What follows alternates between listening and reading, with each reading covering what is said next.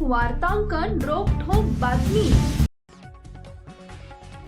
होरपाडा कथित मारहाण प्रकरण तापले, न्यायासाठी कुटुंबाची अप्पर पोलीस अधीक्षकांकडे धाव। होरपाड्यातील वाद चिघळला, दोषींवर कारवाई न झाल्यास तीव्र आंदोलनाचा इशारा। धुळे तालुक्यातील होरपाडा इथं घडलेल्या कथित मारहाण आणि शिवीगाळ प्रकरणी न्याय मिळण्याच्या मागणीसाठी एका कुटुंबानं आज अप्पर पोलीस अधीक्षक अजय देवरे यांची भेट घेऊन निवेदन दिले।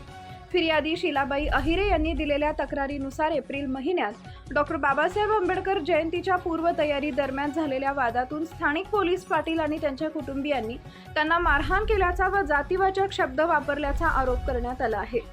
तालुका पोलिसांकडून गुन्हा दाखल करण्यास विलंब होत असल्याचा दावा करत संबंधित कुटुंबाने जिल्हाधिकारी कार्यालयाबाहेर धरणे आंदोलनही सुरू केले। प्रशासनाने या प्रकरणाची सखोल चौकशी करून संबंधितांवर लवकरात लवकर योग्य ती कायदेशीर कारवाई करावी अशी मागणी या निवेदनाद्वारे करण्यात आली आहे। वेळेत न्याय न मिळाल्यास विविध संघटनांच्या वतीने लोकशाही मार्गाने आंदोलन करण्याचा इशाराही देण्यात। मानवतेला काळिमा फासणारी अशी घटना घडलेली आहे।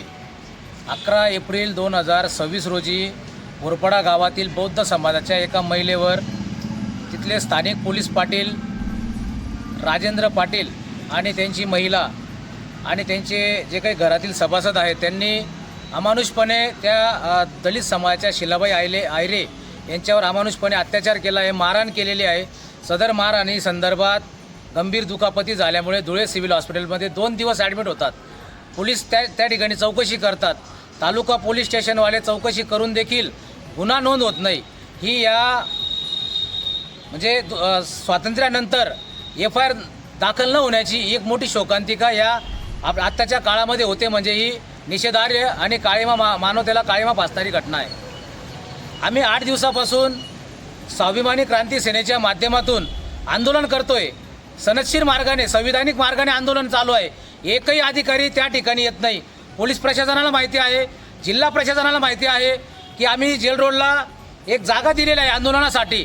तिथं 4 आंदोलन चालू आहे। एक उपोषणाला एक व्यक्ती बसला आहे, एक आंबेडकर चळवळीतला व्यक्ती बसला आहे, परंतु कोणताही अधिकारी कर्मचारी आंदोलनाला बसलेल्या आंदोलनाला भेट देत नाही। म्हणजे ही देखील एक निषेधार्ह बाब आहे। मग तुम्ही जागा देता कशाला? त्यापेक्षा कलेक्टर ऑफिसच्या समोर आम्ही आता बेकायदेशीर मार्गे कायदा हातात घेऊन आम्ही आंदोलन करणार याच्या पुढे। आणि जर या महिलेला न्याय भेटला नाही तर यापेक्षा तीव्र स्वरूपाचं आंदोलन आम्ही करणार आहोत। माजी पोलीस अधीक्षक श्रीकांत डिवरे साहेबांना भेटतो, ते म्हणतात आम्ही बघतो।